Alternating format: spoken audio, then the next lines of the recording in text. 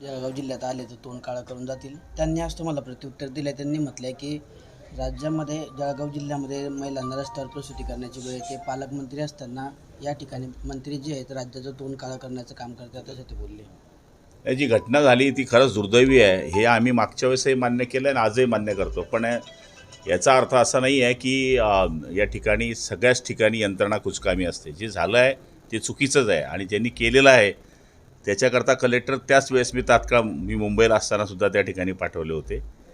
मी एवढ्याकरताच त्यांना म्हणलं होतं की तुम्ही आव्हान करून बुक ठोकून आले होते इकडे जळगावमध्ये की गेलेल्या गद्दारांना मी पाडेल.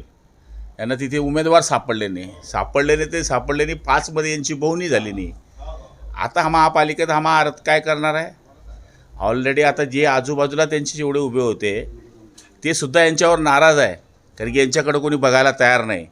त्यामुळे मी तेच म्हटलं होतं की जसे आले तसे काळ्या तोंडाने इथून वापस जाणार आहे महापालिकेच्या निवडणुकीसुद्धा. आणि काय आगे आगे देखो होता आहे क्या, वेळ काही लांब नाही आहे. काय चित्र असणार आहे निवडणुकीचे पुढे आगामी स्थानिक स्वराज्य संस्थांमध्ये? काय चित्र असेल पुढच्या निवडणुकीत? काय प्रेडिक्शन झालं? हे बघा, आम्ही महायुतीच्या मार्फत लढण्याचा या ठिकाणी 100% आमचा विचार आहे. पण शेवटी जसजशा निवडणुका जवळ येतील तसतशा या चर्चेनंतर आम्ही सगळी माहिती आपल्याला देऊ. पण लोकसभा विधानसभेचे जे निकाल लागले पैशाच्या जोरावरती लागलेले आहेत आणि ईव्हीएम ईडी सरकार. अरे तेव्हा असं थोडी बोलले होते, तेव्हा आता गद्दारांना गाडून गद्दारांना पाडू मार भीम प्रतिज्ञा करत होते, मफलर मागं पुढं करत होते.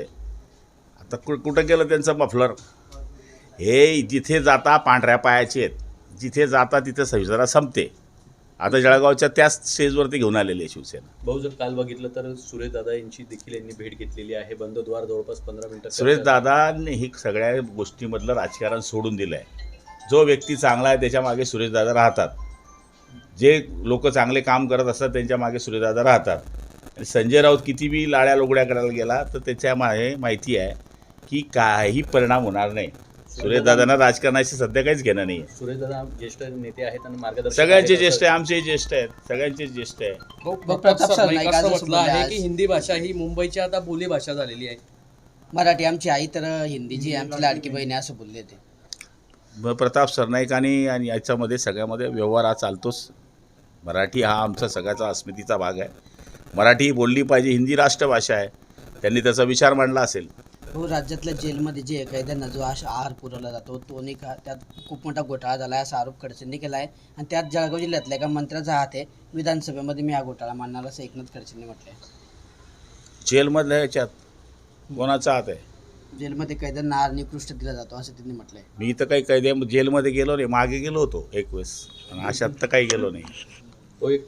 कृषी मंत्र्यांनी एक वादग्रस्त वक्तव्य केलं आहे आज परत. मागच्या वेळेस ते बोलले होते की ढेकळांचे पंचनामे करायचे की, आज ते बोलले की कृषी मंत्रीपद म्हणजे ओसाडगावची पाटील की असं ते बोलले आज.